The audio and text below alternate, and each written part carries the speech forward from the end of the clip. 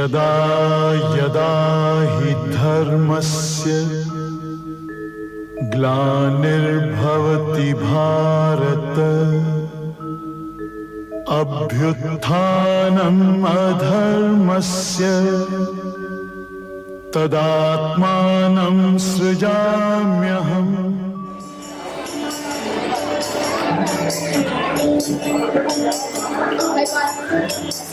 Hello एकांश, आप क्या कर रहे हो? मैं भगवत गीता पढ़ रही हूँ। आप भगवत गीता क्यों पढ़ रहे हो?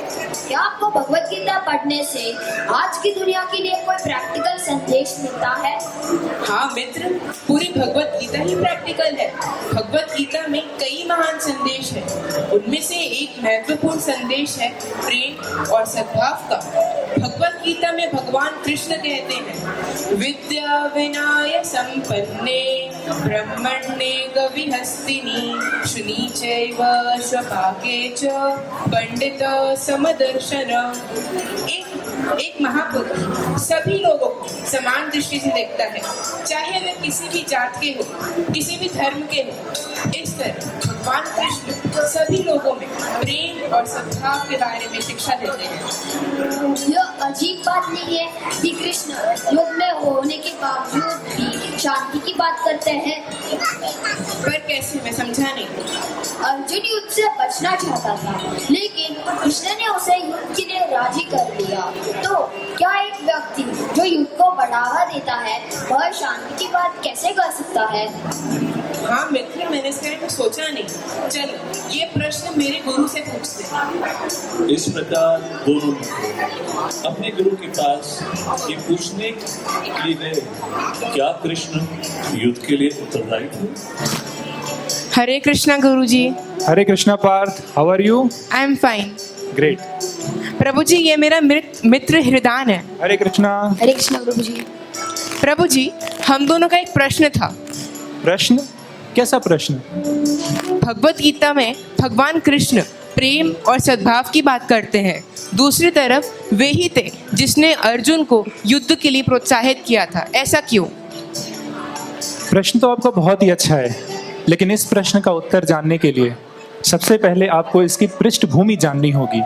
और पृष्ठभूमि ये है कि धृतराष्ट्र और दुर्योधन पांडवों की सफलता से ईर्ष्या करते थे। वे कभी भी पांडवों को राज्य करता हुआ नहीं देख सकते थे। पांडव, 5 पांडव, युधिष्ठिर महाराज, अर्जुन, भीम, नकुल और सहदेव, ये वही लोग थे जिन्होंने संघर्ष करके अपने अथक परिश्रम के बल पर खांडव प्रस्थ जैसी बंजर भूमि को भी समृद्धशाली राज्य में परिवर्तित कर दिया। और इसी सफलता के बाद दुर्योधन इतना ईर्ष्यालु हो गया कि उसने पांडवों के विरुद्ध एक षड्यंत्र रचा, और इस षड्यंत्र का नाम था पासे का खेल। इस पासे के खेल में उसने युधिष्ठिर महाराज को आमंत्रित किया, और युधिष्ठिर महाराज को छल से उसने सब कुछ छीन लिया, यहाँ तक कि द्रौपदी को अपमानित किया। और यही नहीं, पांडवों को 13 वर्ष का वनवास, 13 वर्ष के वनवास का मतलब समझते हैं आप? 12 वर्ष तो जंगल में रहना और 1 वर्ष अज्ञातवास। अर्थात अगर इस 1 वर्ष में पांडव पहचान लिए गए तो उन्हें 13 वर्ष का पुनः वनवास सुनिश्चित था। तो कौरवों का नेतृत्व करने वाले दुर्योधन की योजना स्पष्ट थी कि वो पांडवों को तो वापस ही नहीं देना चाहते थे। और अगर आपको जानना है कि उस एक वर्ष अज्ञात वर्ष में क्या हुआ, तो आइए हम आप सभी को ले चलते हैं महाभारत के काल में। आइए देखें कि 12वें वर्ष के अंत में क्या हुआ।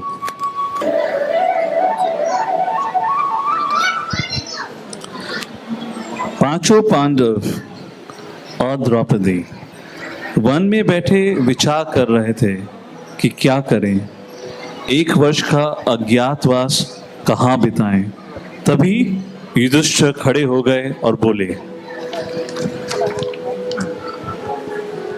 मेरे प्यारे भाइयों, अब हम 1 वर्ष के अज्ञातवास के लिए यही मत्स्य देश में रहेंगे। यहाँ के राजा विराट शक्तिशाली हैं, दानवीर हैं, धर्मपरायण हैं और इसके अतिरिक्त वह हमारे लिए बहुत कृपालु भी रहे हैं। हम सब वहाँ पर उनके निजी सेवक बनकर रहेंगे। मैं स्वयं को कर के रूप में प्रस्तुत करूँगा, जो कि राजा विराट के महल में जुआ खेलने का साथी बनकर जाएगा। वह युधिष्ठिर महाराज का घनिष्ठ मित्र और निजी सेवक था। अब हे भीम, आप बताएं, आप किस तरीके से मत्स्य देश में प्रवेश करेंगे? हे महाराज, मैं भीम विराट नगर में स्वयं को बल्लव रसोइये के रूप में प्रस्तुत करूंगा और भांति भांति के पकवानों के द्वारा राजा विराट को प्रसन्न रखूंगा। अपने अद्भुत शक्ति प्रदर्शन के द्वारा वहां के बलशाली हाथियों और बलवान बैलों को अपने वश में कर लूंगा और आवश्यकता पड़ने पर सर्वश्रेष्ठ मल्लों को बिना मारे ही भूमि पर गिरा दूंगा। इस प्रकार मैं अपनी रक्षा स्वयं करूंगा। महाराज, कृपया मेरे विषय में चिंतित ना हो। अब हे द्रौपदी, आप बताएं कि आप किस प्रकार से मत्स्य देश में प्रवेश करेंगी? हे भारत, एक प्रकार की दासी है जिसे सैरेंद्री कहते हैं, जो दूसरों की सेवा करते हैं। ऐसा माना जाता है कि कोई भी प्रतिष्ठित महिला इस प्रकार की सेवा स्वीकार नहीं करेगी, इसीलिए मैं उसी वेश में छिप जाऊंगी। मैं ये कहकर कि पहले मैं द्रौपदी की दासी थी, राजा की पूजनीय पत्नी सुदेशना की सेवा करूंगी। मैं रानी की बाल संवारूंगी, उन्हें अलंकृत करूंगी और अपनी कुशल सेवा से उन्हें प्रसन्न करूंगी। हे राजन, मेरे बारे में चिंतित मत होइए। अब हे अर्जुन, आप बताएं कि आप किस प्रकार से मत्स्य देश में प्रवेश करेंगे?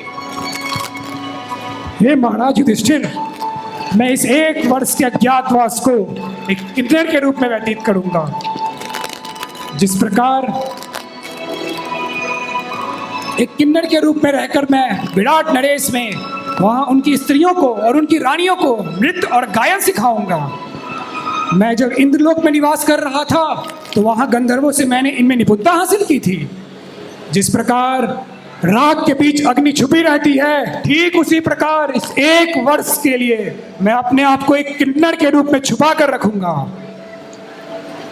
अब हे नकुल, आप बताएं कि आप किस प्रकार से जाएंगे? हे राजन, मैं ग्रंथिका नामक घोड़ों का रक्षक बनूंगा। मैं घुड़सवारी के सभी पहलाओं से अच्छी तरह परिचित हूँ और मुझे यह काम पसंद है। मैं विराट को बताऊंगा कि मैं युधिष्ठिर के घोड़ों का प्रभारी था। अब हे सहदेव, आप बताएं कि आप किस प्रकार से जाएंगे? हे राजन, मेरे पास गायों को पालने का, दूध दूहने का कल है। मुझे ये काम बहुत अच्छा लगता है। मैं गाय और बैलों के सभी लक्षणों को पहचान सकता हूँ और मैं विराट को इस तरह सेवा करूँगा और उन्हें बताऊँगा कि मैं युधिष्ठिर महाराज के लिए काम करता था।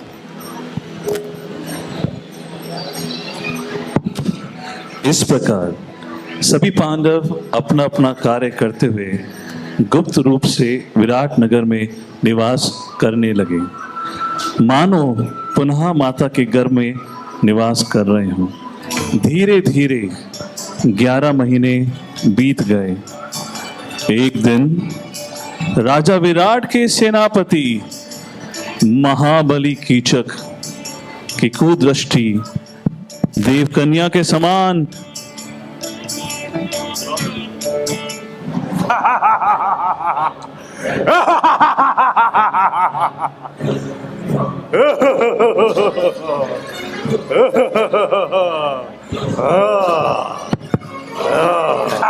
कीचक सीधे महल में गया। उसने द्रौपदी को देखा। अहंकारी कीचक कामवासना के मद में चूर द्रौपदी का अपहरण करने का प्रयास करता है और द्रौपदी विचलित हो भीम को पुकारती है, भीम!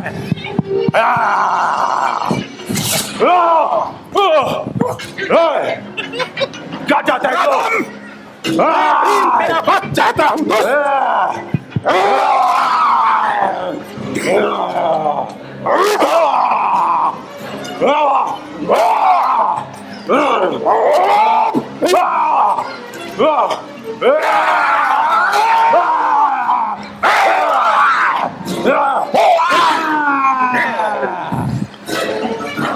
बात फैलती है, कीचक मारा गया, कीचक मारा गया, कीचक मारा गया।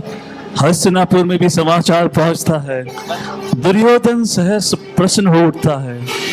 उसे पूर्ण विश्वास था कि कीचक का वध और ऐसी दुर्गति भीम के अतिरिक्त कोई और नहीं कर सकता। भीम प्राय अभी अपने सभी शत्रुओं को इसी प्रकार मारकर उनको दंड दिया करता था। दुर्योधन उत्साहित था क्योंकि उसका मानना था कि वनवास की अवधि अभी भी पूरी नहीं हुई है, जबकि भीष्म, द्रोण, विदुर सभी दुर्योधन की वनवास की समय सीमा की गलत गणना से सहमत नहीं थे। पांडवों ने अपने 13 वर्ष पूरे कर लिए थे। तदंतर दुर्योधन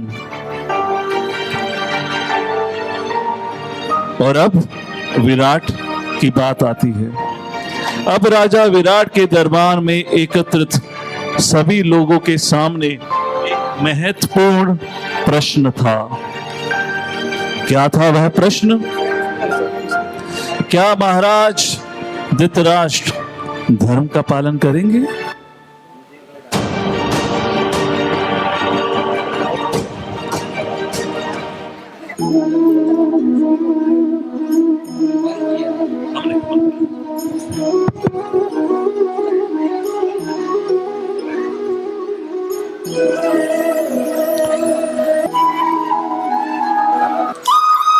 उपस्थित सज्जनों, पांडवों को कौरवों से सदैव असहनीय दुख और अन्याय ही मिला है। पांडु पुत्रों का उनके राज्य पे पूर्ण अधिकार है। कौरव अवश्य ही दंड के अधिकारी है, परंतु हमें शांति स्थापित करने का प्रयास करना चाहिए और अनावश्यक हिंसा से बचना चाहिए। परंतु यदि दुर्योधन महाराज युधिष्ठिर का राज्य लौटाने से मना कर देता है तो युद्ध अनिवार्य हो जाएगा। हे महाराज युधिष्ठिर, शीघ्र ही ये संदेश आप हस्तिनापुर भेज दीजिए। पांडवों के दूत हस्तिनापुर पहुंचते हैं और कौरवों की सभा में संदेश पढ़ना शुरू करते हैं। हस्तिनापुर का नरेश को इस दूत का प्रणाम। महाराज, मैं आपके लिए पांडव पुत्रों का संदेश लाया हूँ, कृपया सुनिए। नहीं जा रहा, थोड़ा मोटा है ना वो। हे राजन, हम आपसे अनुरोध करते हैं कि आप हमें हमारा राज्य लौटा दें, अन्यथा हमें आपके खिलाफ युद्ध की घोषणा करनी पड़ेगी, जिसके अभूतपूर्व जनहानि होगी। कम से कम भीम के क्रोध से डरिए और याद कीजिए कि उसने भरी सभा में द्रौपदी का अपमान होने पर आपके सभी पुत्रों को जान से मारने की प्रतिज्ञा की थी। धृतराष्ट्र को बहुत धक्का लगा और वह भयभीत हो गया। उसने संजय को अपना संदेश सुनाया और उसे तुरंत विराट के राज्य में चले जाने को कहा। संजय, पराक्रमी पांडवों का स्मरण करके, जिनका मार्गदर्शन स्वयं वृष्णि सिंह भगवान वासुदेव करते हैं, मेरा मन भयभीत हो उठा है। प्रतीत होता है मानो श्री कृष्ण और अर्जुन एक ही रथ पर एकत्र हो गए हैं। ऐसी कल्पना करके भी मेरा हृदय भय से कांप उठता है। यदि युद्ध हुआ तो मेरा मंदबुद्धि पुत्र अवश्य ही मारा जाएगा। मेरी इच्छा है कि तुम शीघ्र ही पांडवों के पास जाके उन्हें मेरा संदेश सुनाओ। महाराज, संजय विराट राज्य में प्रवेश करता है और सभी एकत्र राजाओं का अभिवंदन सम्मान करते हैं। महाराज युधिष्ठिर की जय हो। मैं कुरु नरेश, हस्तिनापुर नरेश राजा धृतराष्ट्र का संदेश लेकर आया हूँ। उन्होंने आपका कुशल क्षेम पूछा है और संदेश सुनाने को बोला। कृपया ध्यान से सुनिए। हे कुंती पुत्रों, आप सभी सर्वगुण सम्मत हैं। आप धर्मनिष्ठ, बुद्धिमान और विनम्र हैं। आप धर्म का मार्ग अपनाएं और कौरवों को उनके हाथ पे छोड़ दें। आप कौरवों को मारने का पाप ना करें और उस युद्ध को टाल दें। अपने हितों के लिए अपने चचेरे भाइयों का त्याग ना करें महाराज, और युद्ध ना करें। पांडव संजय के शब्दों और अपने निर्णयों पर विचार करते हैं और युधिष्ठिर बोलते हैं, मैंने ऐसा क्या कह दिया संजय कि तुमको लगता है कि मैं युद्ध चाहता हूं? फिर भी मैं उन्हें क्षमा करता हूं। वे हमें हमारा इंद्रप्रस्थ लौटा दें और स्वयं हस्तिनापुर पर शासन करें। धृतराष्ट्र महाराज, हमें वह लौटा दें जो हमारा अधिकार है। जब तुम और तुम्हारे भाई अपने सगे संबंधियों का ही नाश कर दोगे तो कैसी सुख और क्या प्राप्त करोगे? मान लीजिए आपने पृथ्वी भी विजय कर ली, तो क्या आप सुखी रह पाएंगे? रही बात दुख की, तो सुख और दुख तो आते और जाते रहते हैं। अंत आप सब लोग भी वृद्धावस्था और मृत्यु को प्राप्त होंगे। इसीलिए हे श्रेष्ठ, ये सब भी जानते हुए आपको युद्ध नहीं करना चाहिए, धर्म का मार्ग चुनिए। हे संजय, हस्तिनापुर नरेश ने महाराज युधिष्ठिर का राज्य छल से छीन लिया है और अब आप पांडवों को अपने कर्तव्यों का त्याग करने के लिए कह रहे हैं। ये उनके लिए सर्वोत्तम कार्य नहीं है। जब दुशासन के चंगुल में पतिव्रता द्रौपदी रो रही थी, तब सभी, यहाँ तक कि भीष्म भी चुप रहे। उस कामी ने बड़ी सभा में अपने ही वरिष्ठों के सामने द्रौपदी को घसीटकर अपमानित किया। अब शब्द कहे, यदि महाराज धृतराष्ट्र समय रहते अपने पुत्रों को रोक लेते तो ऐसी स्थिति उत्पन्न ही नहीं होती। उन्होंने और अन्य कौरवों ने कुछ नहीं कहा, केवल एक विदुर जी और विकर्ण ने ही उस अनाचार का विरोध किया। सभी अन्य राजा चुप रहे। संजय, आपने भी एक शब्द नहीं कहा और अब आप महाराज युधिष्ठिर को धर्म का उपदेश देना चाहते हैं। उचित कहा वासुदेव, मैं चाहता। हे संजय, आप धृतराष्ट्र महाराज तक हमारा ये संदेश पहुंचा देना। हम युद्ध और शांति दोनों के लिए तैयार हैं। अब चुनाव आपके हाथ में है। जो आज्ञा। संजय कौरवों द्वारा दिए गए सभी गलतियों को पहचानता है और वापस लौटता है और धृतराष्ट्र के पास जाकर पांडवों का संदेश देता है। मेरी गुरु नरेश की जय हो। महाराज, मैं पांडवों का संदेश लेकर आया हूँ। उनको उनका राज्य वापस लौटा दीजिए, वरना विनाशकारी युद्ध होगा। महाराज, इस वर्तमान स्थिति के लिए मैं आपको दोषी ठहराता हूँ। आपने ही कौरवों के पाप कर्म में उनका साथ दिया है। महाराज, आप पुत्र मोह में इतने ग्रसित हो गए कि आप सत्य से वंचित है। महाराज, आपको पता नहीं है पांडवों की क्षमता क्या है। ये पांडव पूरे कुरु वंश को उस तरह भस्मीभूत कर देंगे जैसे कि कोई अग्नि घास फूस को जला के राख कर देती है। महाराज, आपने पासे के खेल को नहीं रोका, लेकिन अभी भी समय है। आप चाहे तो सब कुछ रोक सकते हैं। इस युद्ध को आप ही रोक सकते हैं महाराज, वरना आप सब कुछ खो देंगे। संजय, क्या तुम्हें अपनी मर्यादा ज्ञात नहीं? मैंने तुम्हें उन पांडवों को मनाने के लिए भेजा था और तुम मुझे ही मना रहे हो। क्षमा चाहता हूं महाराज, बस सत्य तो ये है कि अगर आपने पांडवों को राज्य नहीं दिया तो विनाशकारी युद्ध होगा। ये सुनकर दुर्योधन उठ खड़ा होता है। हे महाराज, मैं अपनी संपत्ति, अपना साम्राज्य और यहाँ तक कि अपने प्राण भी त्याग सकता हूँ, लेकिन इन दुष्ट पांडवों के साथ संधि करके शांतिपूर्वक नहीं जीत सकता हूँ। और अब कर्ण उठे और बोले, ठीक कहा दुर्योधन।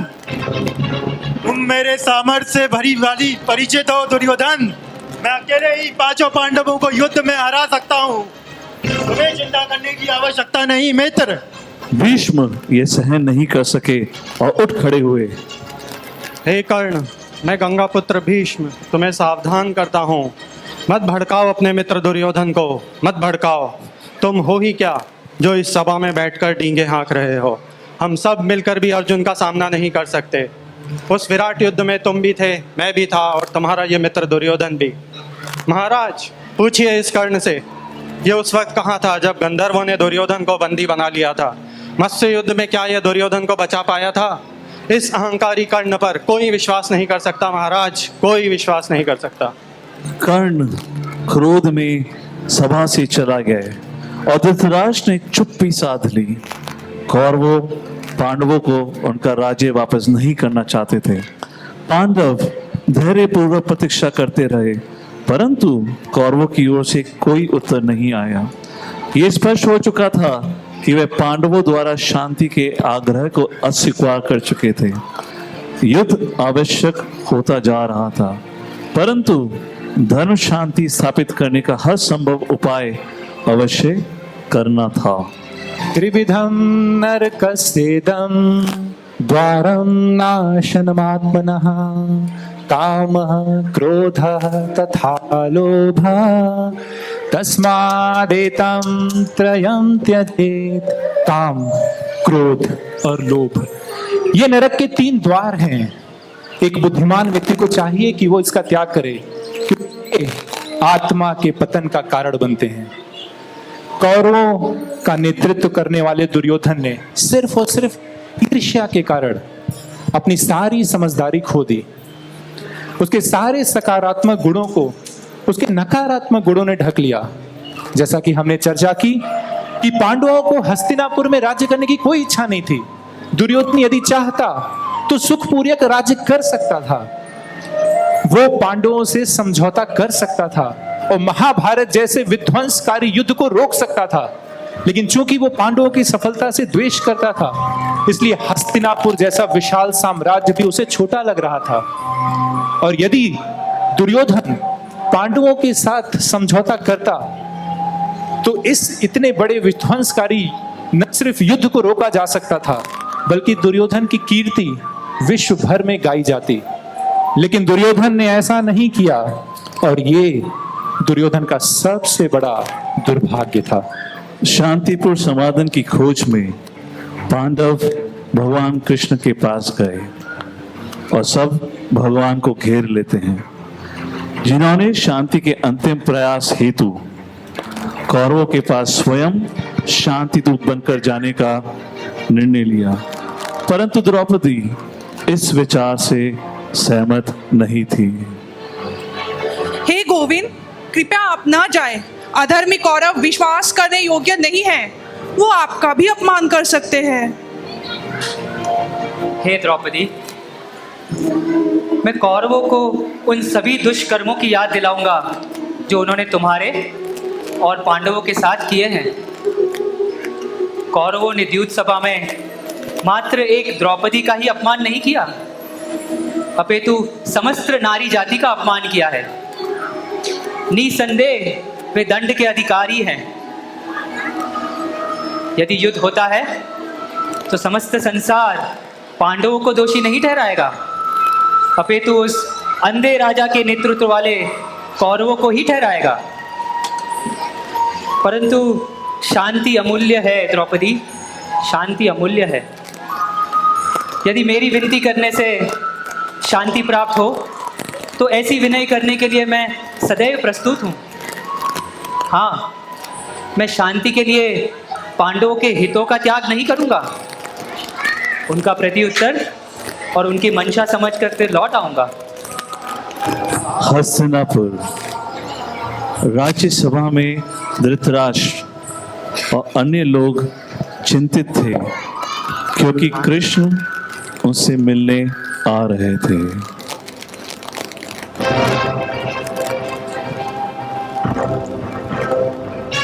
संजय, पांडवों की ओर से स्वयं पराक्रमी भगवान कृष्ण आ रहे हैं। मुझे चिंता हो रही है, पता नहीं वह कौन सा प्रस्ताव लेकर आएंगे।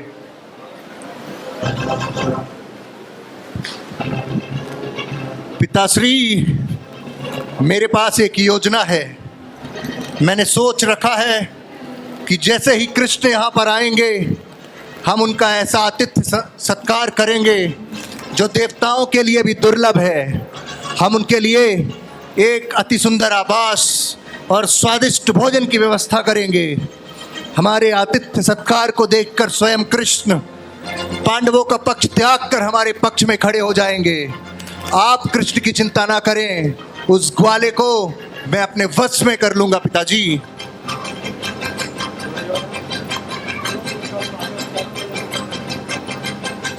वासुदेव तो वही करेंगे जो करने का निर्णय वे ले चुके हैं। तुम उनको मूर्ख नहीं बना सकते।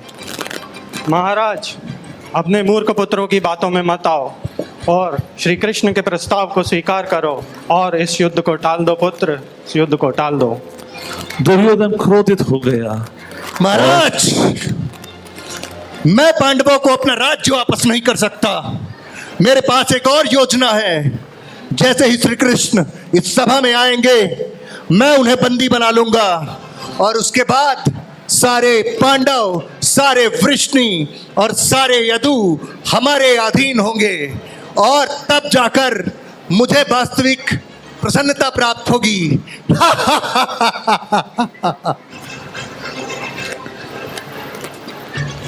दुर्योधन किसी की सुनने वाला नहीं था और अब भगवान श्री कृष्ण अपने निर्णय के अनुसार विराट से हस्तिनापुर की तरफ जाते हैं।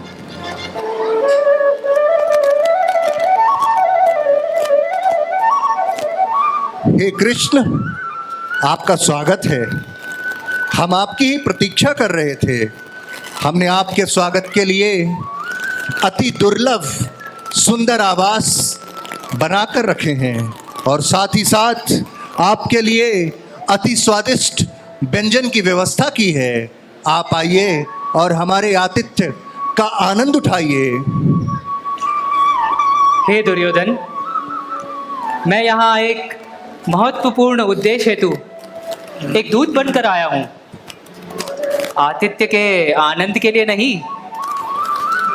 और वैसे भी यदि हृदय में प्रेम ना हो, भक्ति ना हो, तो ऐसे आतिथ्य सत्कार को मैं स्वीकार नहीं करता। पत्रम पुष्पम फलम तोयम यो मे भक्त्या प्रयक्षति तदहम भक्ति उपहितम अश्नामि प्रयतात्मनः। भगवान भगवत गीता में बताते हैं कि जो कोई भी मुझे भक्ति और प्रेम से एक पत्ता, फल, फूल, जल अर्पित करता है, मैं उसे स्वीकार करता हूं। भगवान कृष्ण उनके शुद्ध भक्त महात्मा विदुर के साधारण महल में गए और विदुरानी का प्रसाद स्वीकारे। विदुरानी का कृष्ण प्रेम इतना गहरा था, वह कृष्ण को भोजन कराते समय केले को छीलकर केला कचरे में और केले के छिलके को भगवान को दे रही थी और भगवान प्रेम में डूबे मुस्कुराते हुए उन छिलकों को बड़े प्रेम से ग्रहण करते रहे, जैसे वह संसार का सबसे स्वादिष्ट भोजन हो। अगली सुबह कृष्ण सभा भवन में आते हैं और हस्तिनापुर नरेश धृतराज के समक्ष अपना आयोजन स्पष्ट करते हैं।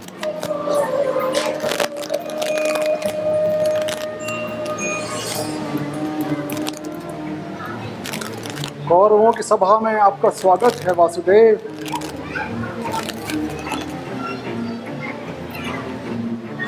हे भरत नंदन, मैं यहाँ पांडवों का दूत नहीं अपितु धर्म का दूत बनकर आया हूँ।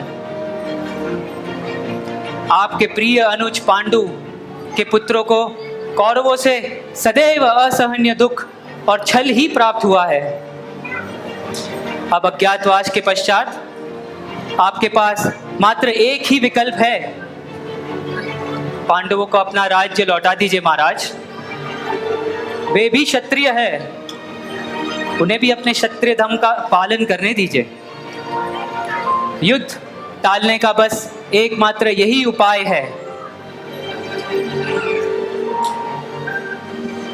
वासुदेव, इंद्रप्रस्थ पर एकमात्र मेरा अधिकार है, ना कि महाराज का, और मैं किसी भी कीमत पर इंद्रप्रस्थ को पांडवों को देने के लिए तैयार नहीं हूं।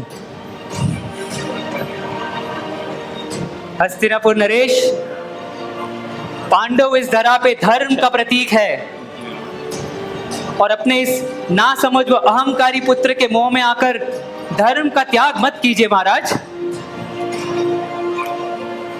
यदि राज्य नहीं तो मात्र 5 गांव देकर भविष्य में होने वाले विनाश से हस्तिनापुर की रक्षा कीजिए महाराज। धर्म का मार्ग चुनिए महाराज, धर्म का मार्ग चुनिए। असंभव वासुदेव, 5 गांव तो क्या, मैं पांडवों को सुई की नोक के बराबर भी जमीन देने के लिए तैयार नहीं हूं। यह किसी भी प्रकार संभव नहीं है, नहीं है। सैनिकों, इस मायावी ग्वाले को तुरंत बंदी बना लिया जाए। सभी ने दुर्योधन को समझाने का प्रयत्न किया, यहाँ तक कि गंधारी को भी दुर्योधन को समझाने के लिए बुलाया गया।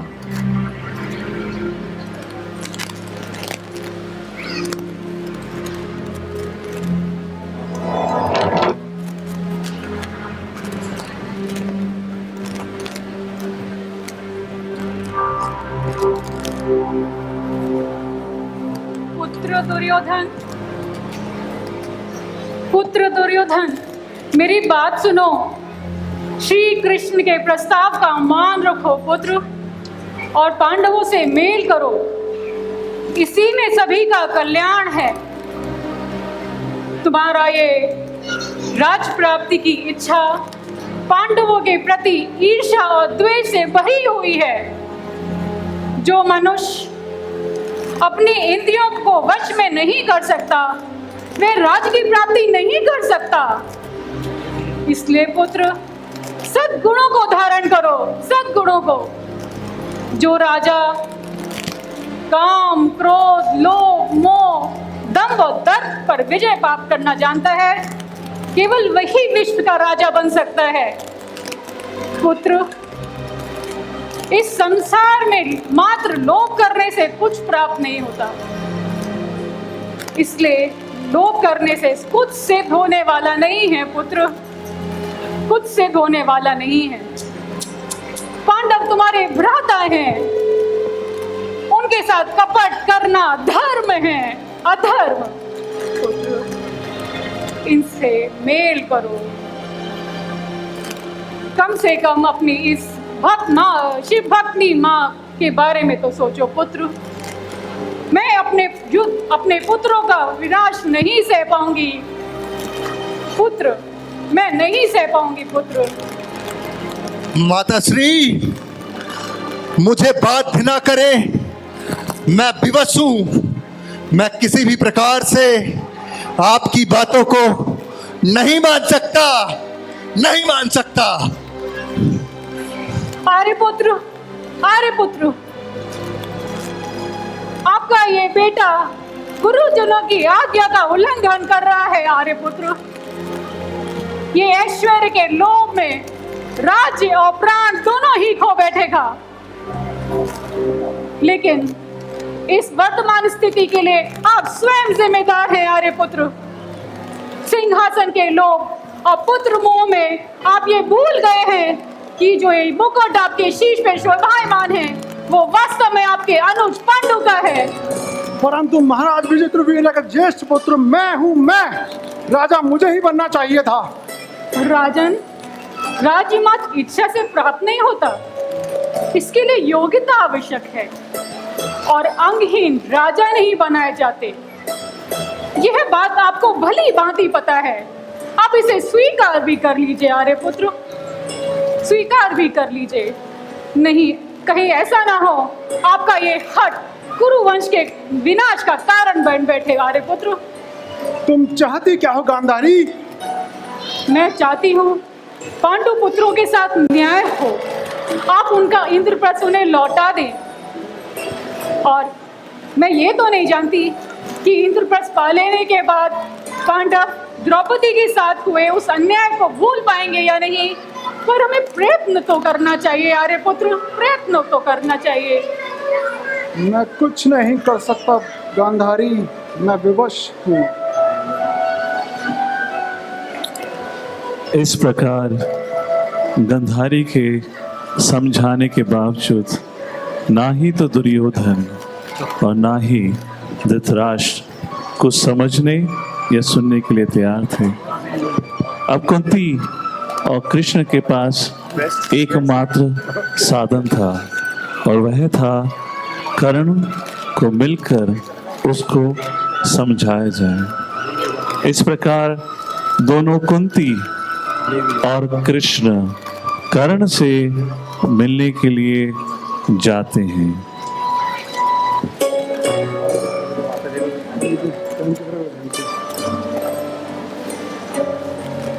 हे राजमाता कुंती, मेरा प्रणाम स्वीकार करिए। आयुष्मान भव पुत्र। हे राजमाता कुंती, ये दानवीर कर्ण आपके लिए क्या कर सकता है?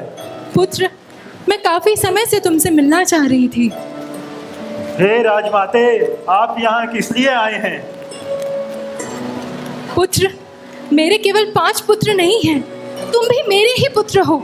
तुम मेरे और सूर्य देव के पुत्र हो। जब तुम पैदा हुए थे तो तुम अपने पिता की ही भांति तेजस्वी थे। कानों में कुंडल और कवच पहन के पैदा हुए थे। अपने कुल की मान और प्रतिष्ठा बचाने के लिए मैंने तुम्हें नदी में डाल दिया था। कृपया करके अधर्म का मार्ग छोड़ दो पुत्र, पांडवों की ओर से लड़ो। हे राजमाता कुंती, आप अभी बता रही हैं ये बात, परंतु अर्जुन का क्या माते? मैं और अर्जुन एक साथ इस दुनिया में नहीं रह सकते। या तो अर्जुन रहेगा या मैं, लेकिन मैं माते आपको निराश नहीं जाने दूंगा। मैं अपने पिता सूर्य को साक्षी मान के आपको वचन देता हूँ माते कि आपके 5 पुत्र अवश्य जीवित रहेंगे।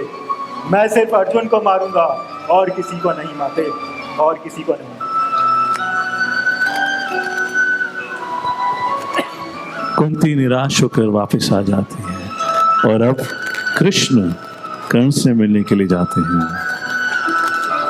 हे कर्ण, धर्म का साथ दो कर्ण, अपने भाइयों के साथ मिल जाओ और निश्चित ही महाराज युधिष्ठिर तुम्हें समस्त संसार का राजा बना देंगे और अन्य पांडव तुम्हारी सेवा करेंगे।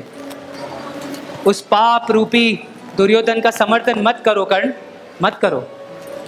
हे माधव, किसी दिन ये सूर्य प्रकाश देना बंद कर दे, या ये जल अपनी शीतलता खो दे, या अग्नि अपनी जलन शक्ति खो दे माधव, लेकिन मैं अंगराज कर्ण अपने मित्र दुर्योधन के साथ अपनी मित्रता और अपनी निष्ठा का त्याग नहीं कर सकता माधव, नहीं कर सकता।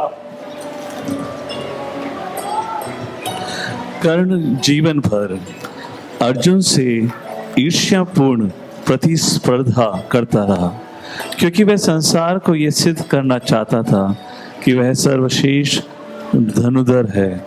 अर्जुन नहीं, युद्ध तो निश्चित ही था। युद्ध प्रारंभ होने वाला था। रथ तैयार थे, बाण खींचे जा चुके थे और बिगुल बज रहे थे। और अर्जुन भगवान श्री कृष्ण के अपने रथ को दोनों सेनाओं के बीच में ले जाने के लिए कहते, और जब भगवान श्री कृष्ण रथ को दोनों सेनाओं के बीच में ले जाते हैं तो वही अर्जुन अपने को युद्ध विरुद्ध देखकर व्यथित हो उठता है, अपना संयम खो देता है और इस प्रकार से भगवान श्री कृष्ण से कहता है, हे माधव, हे कृष्ण, अगर ये युद्ध हुआ कृष्ण तो इस सारे सैनिक और योद्धा मारे जाएंगे। और मैंने गुरु परंपरा में सुन रखा है माधव कि जो लोग कुधर्म करते हैं, कुल नष्ट करते हैं, उन्हें सदैव नरक में निवास करना पड़ता है माधव, सदैव नरक में निवास करना पड़ता है। और अपने सगे संबंधियों को मारकर मुझे कौन सा सुख प्राप्त होने वाला है माधव, कौन सा सुख प्राप्त होने वाला है? अर्जुन ने युद्ध ना करने का निश्चय तो कर लिया था, लेकिन फिर भी वो उलझन में था। ऐसा लग रहा था कि वो अपने तर्कों से आश्वस्त है, लेकिन फिर भी वो आश्वस्त न था। अपने आंखों में आंसू भरकर भगवान श्री कृष्ण से कुछ यूं कहता है, कार्पण्य दोषोपहता स्वभावः पृच्छामि त्वां धर्म सम्मूढचेतः यश्रेयसा निश्चितं ब्रूहि तन्मे शिष्यस्तेऽहं साधि मां त्वां प्रपन्नम्। हे कृष्ण, अपने कृपण दुर्बलता के कारण मैं अपने सारे कर्तव्य भूल चुका हूँ। कृष्ण, अब मैं आपके शरण में आया हूँ। कृपया करके इस स्थिति में जो भी उचित हो मुझे बतलाएं। आप मुझे अपना शिष्य स्वीकार कर मुझे उपदेश दें। तो प्रश्न है आप सभी से कि इस स्थिति में भगवान श्री कृष्ण ने अर्जुन को क्या सुझाव दिया होगा। भगवान ने कहा होगा, हे अर्जुन, जो कह रहे हो तुम सही है, जंगल जाना है तुम जंगल चले जाओ, करने दो अधर्म को विस्तार और धर्म का नाश। या फिर भगवान श्री कृष्ण ने अर्जुन से ये कहा, अर्जुन उठो और युद्ध करो, धर्म की स्थापना के लिए और अधर्म के नाश के लिए युद्ध करो। क्या सुझाव दिया होगा? पहला सुझाव दिया होगा, दूसरा सुझाव दिया होगा? प्रभु जी कृष्ण भगवान को अर्जुन को दूसरा सुझाव देना चाहिए। और आपकी क्या राय है? कि कृष्ण भगवान ने अर्जुन को दूसरा सुझाव दिया होगा। तो क्या अभी आपको समझ में आया कि भगवान श्री कृष्ण ने किस तरह से न्यायोचित पूर्ण निर्णय लिया है और भगवान धर्म की स्थापना पे बल देते हैं? हाँ प्रभु जी, मुझे अच्छे से समझ गया। भगवान कृष्ण की महिमा ऐसी ही है। कहा गया है, सार्थाय पार्षद सेवन साख्य दौत्य। कहने का अर्थ है वह अपने भक्तों की प्रसन्नता के लिए कोई भी सेवा करने को तैयार रहते हैं।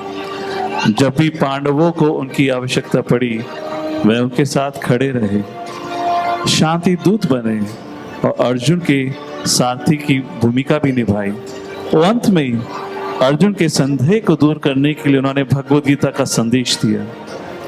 ये ज्ञान हमारी चेतना को पदार्थ से आत्मा की ओर बढ़ाता है, हमें शाश्वत जीवन और भगवान के साथ प्रेम पूर्ण संबंध विकसित करने का अवसर प्रदान करता है। और इस प्रकार भारत का महान इतिहास महाभारत धर्म की स्थापना के साथ समाप्त होता है। ये नाटिका इसी महान इतिहास की एक झलक देखने का एक छोटा सा प्रयास था। वर्तमान पीढ़ी यदि अपने दायित्व से मुंह मोड़ती है तो उसका दुष्परिणाम हमारी संतानों को उठाना पड़ता है। मनुष्य का कर्तव्य है कि वे धर्मपूर्ण आचरण करे और उसकी रक्षा करे। धर्मो रक्षति रक्षतः। महाभारत की महाकाव्य कथा के माध्यम से हमने क्या सीखा? लोग कहते हैं कृष्ण युद्ध के लिए जिम्मेदार थे। नहीं, सबसे पहले हमने इस नाट्य के माध्यम से आपको बताने का प्रयास किया कि महाभारत युद्ध के लिए कौन जिम्मेदार था। पांडवों को सदैव धर्म के मार्ग पर चलना और कौरवों का अधर्म चयन करना। यह युद्ध केवल सेनाओं का टकराव नहीं था, बल्कि वर्षों के अन्याय और नैतिक पतन, अधर्म की धर्म के द्वारा पराजय था। दूसरा, हमारा उद्देश्य अपने भक्तों के लिए कृष्ण के असीम प्रेम को प्रदर्शन करना था, क्योंकि उन्होंने स्वेच्छ अर्जुन के लिए सारथी और मार्गदर्शक की भूमिका निभाई। भगवद गीता में उनकी शिक्षाएं उनकी करुणा और ज्ञान का उदाहरण है, जो उन सभी का मार्गदर्शन प्रदान करती हैं जो उसका अध्ययन करते हैं। अंत में हमने उस स्थिति को स्थापित करने का प्रयास किया जिसमें भगवत गीता प्रकट हुई। युद्ध के मैदान में अर्जुन की नैतिक दुविधा और आगे आने वाले दिव्य प्रवचन के लिए जो पृष्ठभूमिका के रूप में कार्य करती है।